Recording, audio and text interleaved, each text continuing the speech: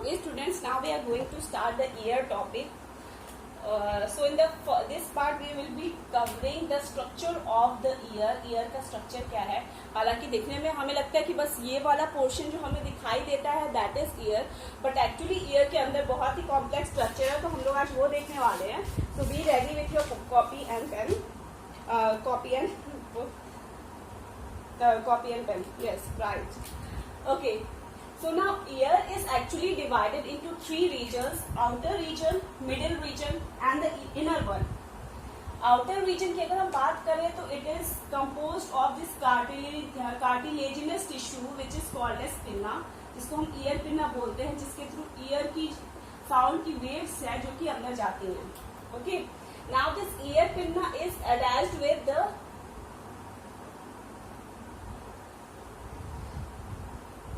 External auditory canal. Okay, ये external auditory जो canal है वो स्ट्रेट नहीं होती है, ये थोड़ा सा झुकी हुई होती है. इसलिए तुम लोग देखते होगे अगर कोई कान अपना चेक कराने गया हो डॉक्टर के पास कि डॉक्टर जो है वो कान ना थोड़ा सा ऊपर करके चेक करते हैं. वो एक्चुअली चेक क्या करते हैं कि एक्सटर्नल ऑडिटरी कैनाल के जस्ट पीछे, मतलब जैसे ही ये खत्म होता है, there is one membrane which is called as tympanic membrane. इसी टिम्पैनिक मेम्ब्रेन को हम पर्दा भी बोलते हैं कि कान का पर्दा. तो ये तीन पार्ट जो है वो अपना आउटर ईयर में आता है: ear pinna, external auditory canal and the tympanic membrane. तुम लोगों ने अच्छा नोट किया है कि कभी भी जैसे हमारी आईज में कोई कीड़े चले जाते हैं या कोई भी बैक्टीरिया आई के थ्रू इन्फेक्शन हो जाता है, बट कान में बहुत ही कम होता है कि इन्फेक्शन होता है या बैक्टीरिया या इंसेक्ट जो है वो कान के अंदर चले जाते हैं. ऐसा बहुत ही रेयर होता है. और ऐसा होता क्यों है? क्योंकि ईयर का जो एक्सटर्नल ऑडिटरी कैनाल है इसके पास ना यहाँ पे वैक्स ग्लैंड्स पाए जाते हैं. वैक्स ग्लैंड्स पाए जाते हैं जो कि ब्राउन कलर का वैक्स सिक्रीट करते हैं. And this wax is having pungent smell. इसका जो स्मेल होता है ये पंजेंट स्मेल होता है, बहुत ही टिंचिंग स्मेल होता है इंसेक्ट्स वगैरह के लिए. इसीलिए जो इंसेक्ट्स है वो जल्दी इस ईयर पिन्ना के थ्रू एंटर नहीं कर पाते हैं. इन्फेक्शन, ईयर इन्फेक्शन भी होता है, वो भी हम आगे देखेंगे कि किस वजह से होता है, बट ईयर पिन्ना से जो इन्फेक्शन होता है वो कम नहीं होता है. जो देखते होंगे कि कान की हम कई बार गंदगी साफ करते हैं तो एक्चुअली गंदगी नहीं होती है, वो वैक्स होता है. तो साफ हमें तब करना चाहिए जब बहुत ज्यादा वैक्स सिक्रीट होने लगे. अदरवाइज ये वैक्स हमारी बॉडी के लिए बहुत ही अच्छी चीज है, ये हमें इन्फेक्शन से बचा के रखती है. Now coming on to the tympanic membrane, तो ये कुछ सर्कुलर टाइप का जो मेम्ब्रेन है वो अटैच्ड रहता है यहाँ पे. मिडिल ईयर की बात करें तो थ्री बोन्स इसमें पाया जाता है, that is malleus, incus, stapes, जिसको कि हम ईयर ऑसिकल्स भी बोलते हैं. Malleus, incus, species, stapes, three bones है. इसका शेप जो है वो याद पहले तो कोर्स में नेसेसरी था, उतना ज्यादा नहीं है. मैलियस जो है वो हैमर शेप का होता है. इनकस जो है वो एनविल शेप का होता है. और ये स्टेपिस जो है ये स्टूलप शेप का होता है. तो ये शेप एक बार तुम लोग देख लेना. इसका मिस नाम से याद रखना. मैलिस, इनकस, स्टेपिस, इसका सीक्वेंस इंपॉर्टेंट है. Now coming on to the inner part of the ear, तो इनर पार्ट में दो पार्ट्स जो हैं वो कॉइल होते हैं, मिक्स्ड होते हैं. एक तो कॉक्लिया रीजन जो इस तरीके से मैंने बनाया हुआ है, this is the cochlea part, इसको हम कॉक्लिया बोलते हैं. And this is important for hearing. यही पार्ट है वो हियरिंग के लिए रिस्पॉन्सिबल रहता है. लेकिन इसके ऊपर ना थ्री सेमी सर्कुलर कैनाल्स भी पाए जाते हैं, that is three semi circular canals पाए जाते हैं which is responsible for the balancing. Body को बैलेंस करने के लिए जब हम कभी स्पेस में जाते हैं तो हमारी बॉडी को किस तरीके से बैलेंस रखना है, या कभी तुम लोग देखते हो रोटेशन मूवमेंट होता है, झूले पे हम झूलते रहते हैं तो फिर रुक जाते हैं, तो उस केस में अभी बॉडी को बैलेंस करने का जो काम रहता है वो इस सेमी सर्कुलर कैनाल में ही रहता है. ओके, अब ये जो मिडिल ईयर है ना, मिडिल ईयर किस चीज से अटैच होता है? इट इज अटैच्ड विद, इस तरीके से अटैच रहता है विद यूस्टाचियन ट्यूब. यूस्टाचियन ट्यूब माउथ वाले रीजन से नोज जो ये ईयर जो अटैच रहता है दैट इज यूस्टाचियन ट्यूब. और इसी रीजन से इन्फेक्शन के चांसेस होते हैं जो होते हैं ईयर में. ओके, कई बार देखो तुम लोग देखते होगे या सुनते होगे कई बहुत अचानक से बहुत तेज से आवाज होने लगती है। बहुत तेज से जब आवाज होती है तो साउंड वेव्स जो है वो बहुत तेजी से अंदर आते हैं और हमारे मुंह से आवाज निकलता है ना सडनली आउच तो उस केस में क्या होता है, यहाँ से साउंड वेव्स और यहाँ से साउंड वेव्स दोनों ही मूव करते हैं इस डायरेक्शन में और फिर ये टिम्पैनिक मेम्ब्रेन को इंटैक्ट रखते हैं, यानी ज्वाइंट रखते हैं। ये आसानी से जल्दी यहाँ से हिलता नहीं है, लेकिन बहुत ज्यादा साउंड वेव्स में हम सुनते, इसलिए हम बोलते हैं कि हमें आवाज थोड़ी धीमी रख के सुननी चाहिए, बहुत तेज नहीं सुनना चाहिए, क्योंकि कान के पर्दे फट जाएंगे। तो वो पर्दे नहीं फटेंगे, वो टिम्पैनिक मेम्ब्रेन जो है वो यहाँ से जो रिंग लाइक स्ट्रक्चर से अटैच्ड है वो यहाँ से डिसलोकेट हो जाता है, निकल जाता है। ओके, नाउ अब हम कॉक्लिया को देख लेते हैं। पहले मैकेनिज्म ऑफ हियरिंग की हम बात करते हैं।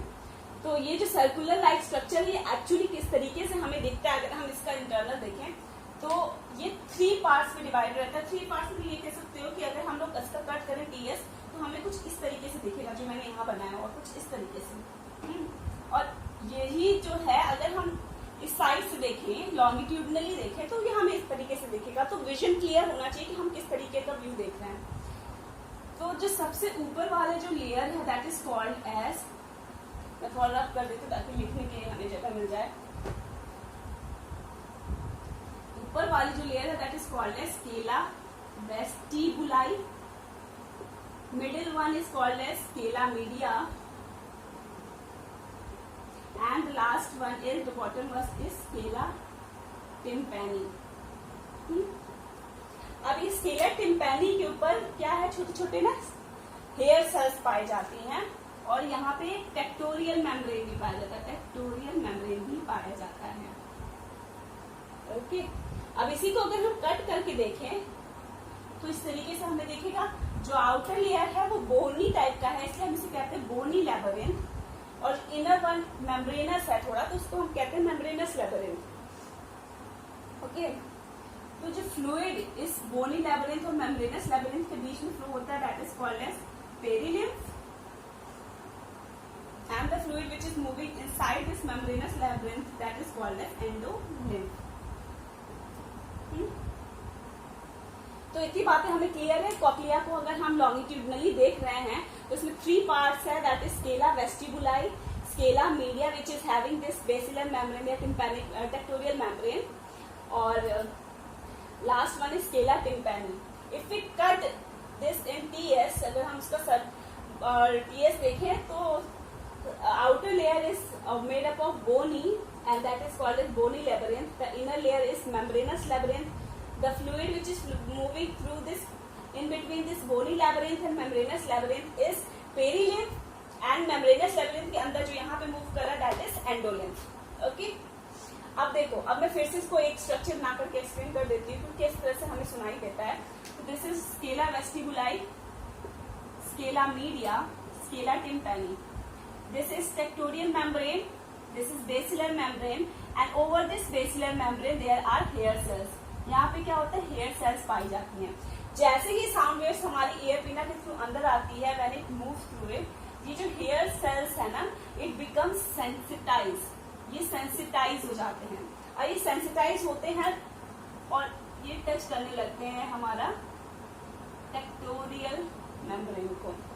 ठीक है, जैसे ही ये टेक्टोरियल मेम्ब्रेन को टच करता है इट एक्टिवेट्स द नर्व। यहाँ से जो नर्व्स अटैच्ड रहती हैं, नर्व्स अटैच रहती है, इसको सिग्नल देता है कि भाई टेम्पोरल रीजन ब्रेन का, जो ब्रेन का 4 लोब्स होते हैं, हमने पढ़ा भी था, frontal, temporal, occipital, parietal.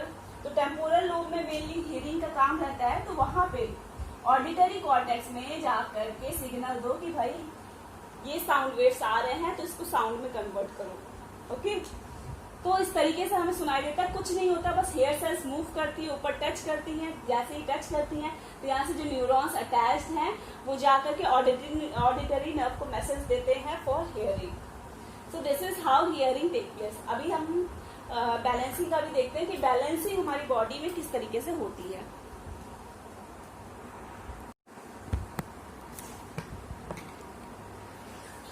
Now students we will see कि ईयर जो है वो बैलेंसिंग में कैसे हेल्प करता है। तो ईयर एक्चुअली मूवमेंट जो है वो 2 टाइप्स का होता है। एक तो होता है स्टेशनरी मूवमेंट जो हम ऊपर नीचे दाएं बाएं करते हैं, और एक होता है डायनेमिक मूवमेंट जो कि रोटेशन, मतलब इस तरीके से अगर हम रोटेट कर रहे हैं हेड।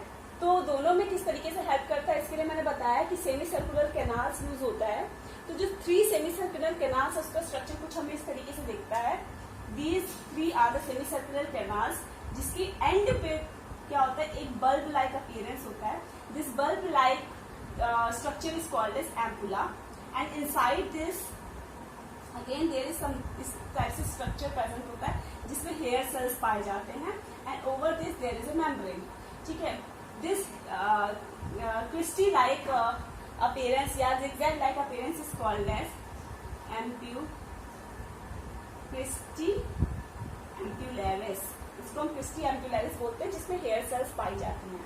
अब होता क्या है, जैसे ही हम बॉडी को या अपने हेड को ऊपर नीचे या दाएं बाएं रोटेट करते हैं, in that case what happens, semi circular canal में जो फ्लूइड मूव करता है वो मूव करना स्टार्ट करता है, and with the movement of this fluid, ये जो फ्लूइड मूव करता है इसकी वजह से होता क्या है, ये जो सेल्स है, ये जो स्टीरियोसीलियर सेल्स हैं, ये अगेन इस पे टच करेंगे, ये अगेन इस मेम्ब्रेन पे टच करेंगे, and it will activate the nerves which goes through vestibular cochlea, जो कि रिस्पॉन्सिबल होता है बैलेंसिंग के लिए, वो उसी नर्व्स को जाकर के एक्टिवेट कर देती है।